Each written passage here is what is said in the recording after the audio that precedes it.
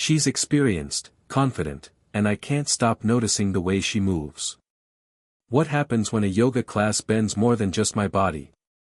The first time I walked into the yoga studio, I felt like a fish out of water. The polished wooden floors reflected the soft morning light filtering through tall windows, and a faint aroma of lavender and sandalwood hung in the air. I had no idea what I was doing, my limbs stiff from years of neglect and poor posture, but something about this quiet, inviting space made me want to try. Then I saw her. She moved with a grace I couldn't name, a natural fluidity that made even the simplest poses look effortless. She was older than me, certainly, but there was a presence about her, a calm confidence that made her seem both untouchable and incredibly approachable at the same time. Her hair was pulled back loosely, a few strands falling around her face in a way that made her smile look spontaneous and warm. When our eyes met for the first time, she smirked, just slightly, teasingly, but it was enough to make my stomach tighten. "Welcome," she said, her voice smooth but playful, a gentle teasing lilt underlined with authority. "I hope you're ready. I'll bend you into shapes you've never tried before." The words were light-hearted, but the way she said them lingered longer than the syllables, planting a quiet curiosity in me. My gaze inadvertently followed her as she moved around the room, demonstrating poses. Each adjustment she made to another student was subtle but precise, a touch that corrected alignment without breaking concentration. I realized I was paying attention not just to the movements, but to her, the small lift of her brow, the way she tilted her head as she watched, the soft hum of reassurance when someone struggled. And then she came to me. Her hands brushed mine lightly as she helped me into the first pose, correcting my stiff shoulders. The contact was brief, almost incidental, yet it sent a ripple of warmth through me, a reminder that human touch, even professional, could carry more weight than I expected. I caught a hint of her perfume, soft and floral, mingling with the faint musky scent of the studio mats. For a moment, I forgot about my insecurities. All I could feel was the quiet steadiness of her guidance, the unexpected way my heart raced when she smiled at my awkward attempts. By the end of the class, I wasn't just physically sore, I was emotionally aware in a way I hadn't anticipated. Something about her, her presence, her confidence, her subtle warmth, made me notice not only my body, but my feelings.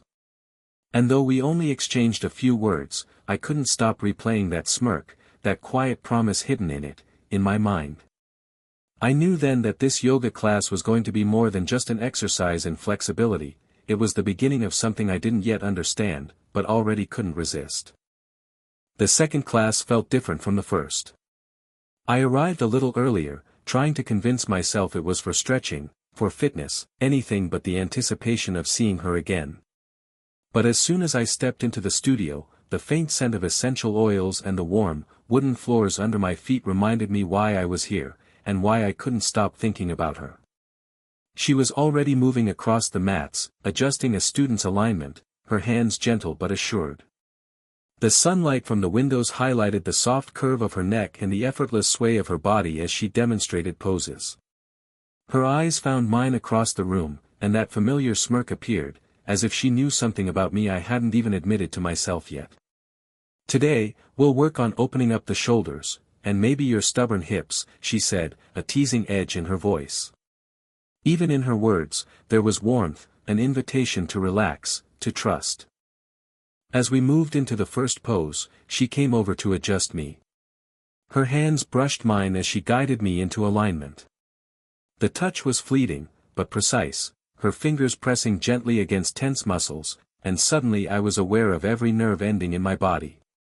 It wasn't just physical guidance, it was the quiet intimacy of human contact that left my chest tight and my thoughts scattered.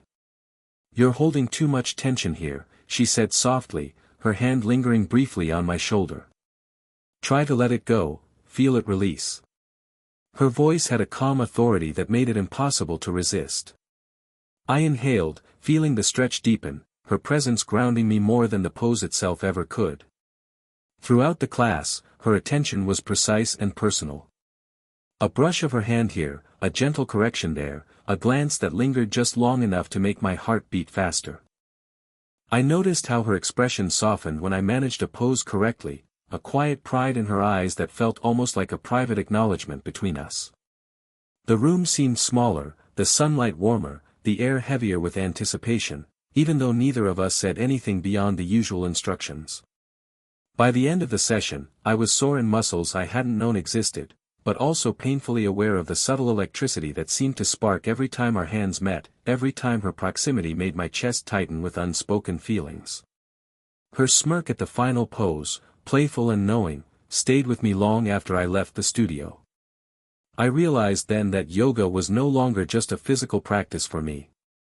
It had become a delicate dance of observation, touch, and subtle emotional tension, one that left me exhilarated, vulnerable, and quietly craving the next class. It was unexpected, running into her outside the yoga studio. I had convinced myself that our connection existed only on the mats, in the quiet ritual of stretches and adjustments, but life had other plans. I spotted her at a small, sunlit cafe on the corner near the studio, her notebook open, a warm cup of coffee cradled in her hands. She looked up, and our eyes met.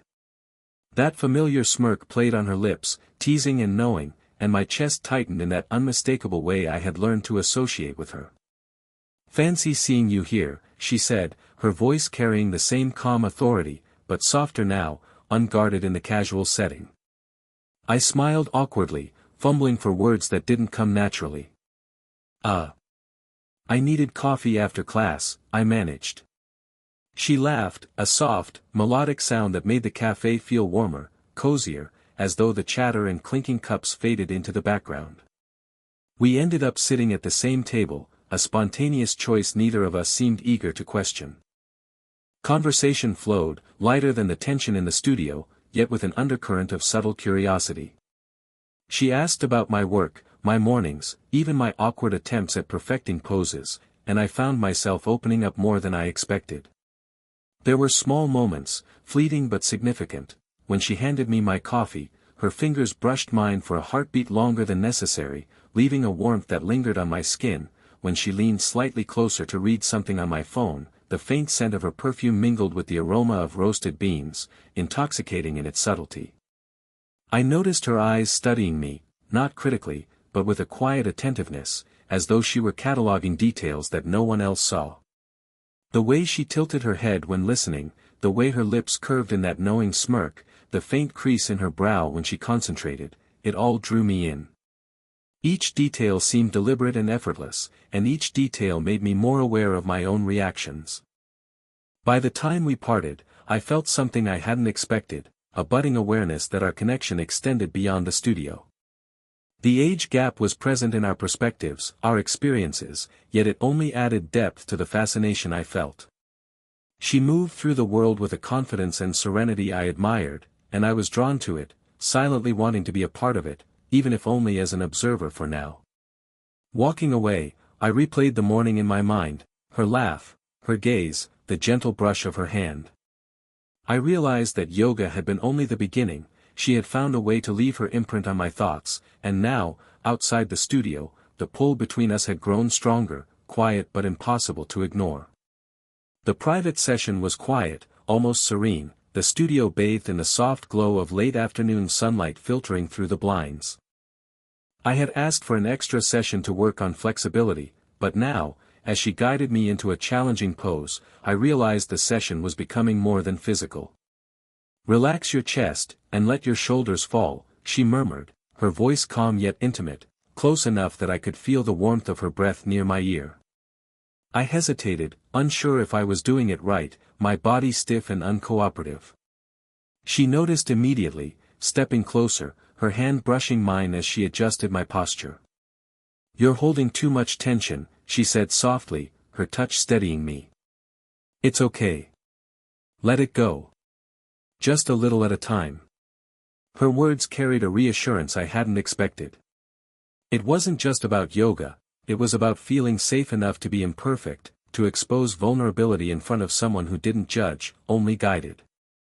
As she spoke, she shared a story about her own struggles balancing career, life, and self-care, something she rarely mentioned to anyone. Her voice, calm but tinged with a quiet emotion, drew me in.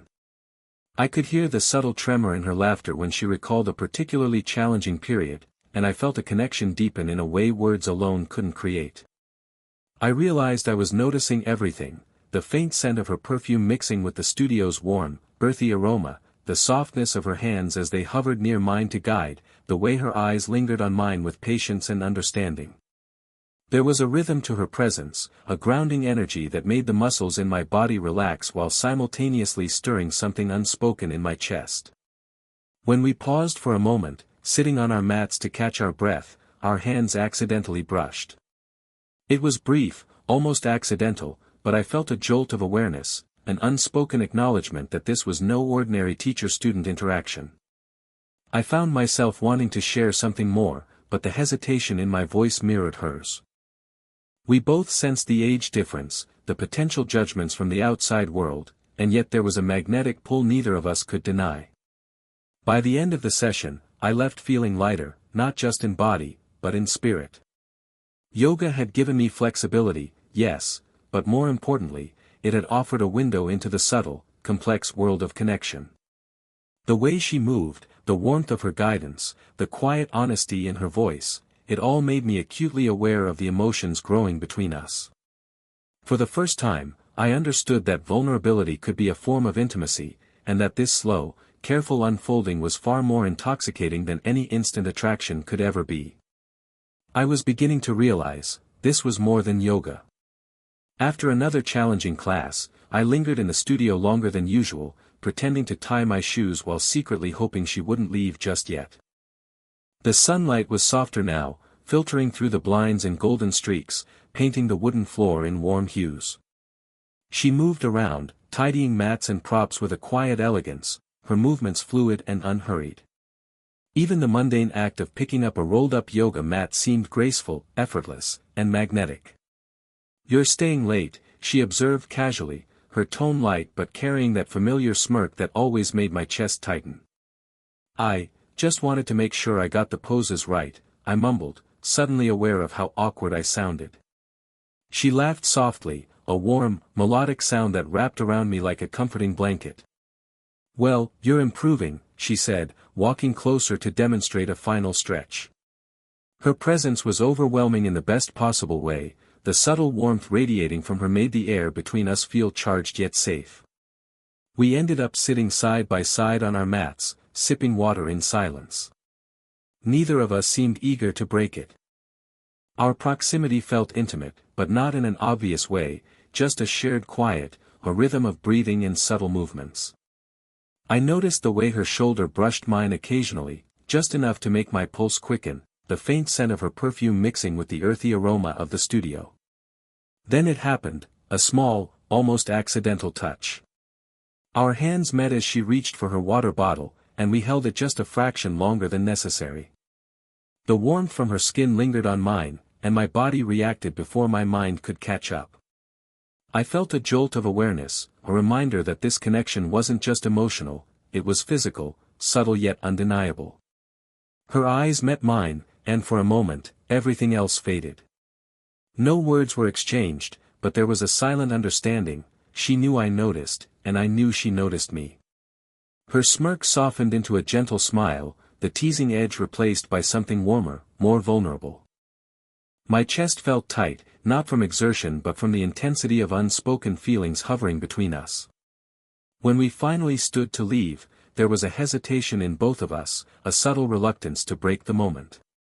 Her hand brushed my arm as she passed, lingering longer than necessary, and I felt a quiet thrill run through me. The studio seemed smaller, more intimate, charged with the promise of connection yet tempered by restraint. Walking home, I couldn't stop replaying every detail, the brush of her hand, the warmth of her shoulder, the soft rhythm of her breathing near me. The day's lesson was clear, yoga had been the excuse, but the real practice was learning how to navigate the fragile, intoxicating tension building between us.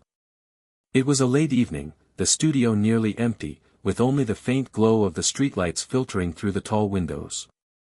The room, usually bustling with energy, was hushed, quiet enough that every small sound, our footsteps, the gentle rustle of mats, even our breathing, seemed magnified. I had requested this private session to improve a difficult pose, but as soon as we began, I realized that the air between us had shifted. There was something unspoken, lingering, heavy with possibility. She moved closer to guide me into a particularly challenging stretch, her hands warm and steady against my back. The contact, brief yet intimate, made my pulse spike. I could feel her breath brushing my ear as she whispered directions, each word carefully measured, soothing, yet carrying a subtle intensity that made it impossible to focus solely on the pose. I paused mid-stretch, my chest tightening, not from exertion, but from the awareness of her proximity. I need to tell you something, I blurted, the words tasting foreign yet necessary on my tongue. She tilted her head slightly, her expression calm but attentive, a quiet encouragement in her gaze. You can, she said softly. I don't know how to explain it, I admitted, my voice faltering. There's something about you, about the way you make me feel. I can't stop noticing you, thinking about you, and it's more than just admiration. For a moment, the room held its breath. She didn't respond immediately, only watched me with those steady, observant eyes, letting the weight of my words settle. Then, she reached out, her hand brushing lightly against mine, grounding me. I felt it too, she admitted, her voice low, controlled, yet tinged with vulnerability. I hesitate, because of the age difference, because of everything outside these walls. But I can't deny it. The confession hung between us, heavy and fragile. Our faces were inches apart, close enough that I could feel the warmth radiating from her body, the subtle scent of her perfume mingling with the studio's faint musky aroma. My chest rose and fell in sync with hers, our breaths mingling in the quiet intimacy of the space. Neither of us moved to close the distance further, not yet. Instead, we lingered in that charged silence, acknowledging the pull, the desire, without forcing it into words or actions. It was a delicate dance of restraint and longing, a slow-burn tension that had built over weeks of stolen glances, fleeting touches, and shared vulnerability. By the end of the session, the confession had been made, yet nothing had been rushed. We parted with a lingering glance, a subtle touch of her hand on my forearm, and a shared understanding that what was developing between us was worth savoring, carefully, patiently, and fully. The studio was quiet, bathed in the soft glow of early evening light, the kind that makes everything feel intimate and safe. After weeks of shared glances, fleeting touches, and private sessions that had become increasingly personal, tonight felt different, lighter, calmer, and full of unspoken understanding. We finished the last pose together, side by side on the mats, our breaths slowing as the intensity of the practice faded. She leaned back slightly, stretching her arms, and I noticed the way her shoulder brushed mine, a contact that was fleeting, yet grounding, comforting, and electric all at once. We didn't speak at first. The silence between us was warm, filled with the weight of everything that had been building, tension, curiosity, and a quiet longing neither of us had fully articulated. Our hands rested close enough that I could feel the faint warmth from her skin, and I realized that this slow burn, this careful, deliberate unfolding, was far more intoxicating than anything rushed or explicit could ever be. Finally, she turned to me, a soft smile gracing her lips.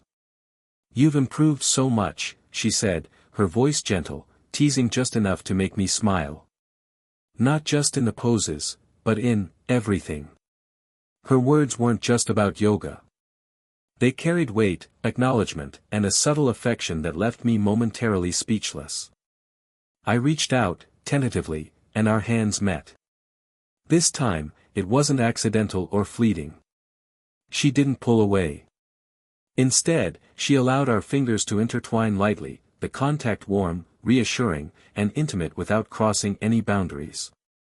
For a moment, we just sat there, foreheads almost touching, the quiet thrum of our breathing the only sound in the studio. I could feel the steady beat of her heart through her chest, a rhythm that somehow matched my own, grounding me, centering me, making me aware of the depth of connection we had built. Then she leaned in slightly, resting her cheek against mine.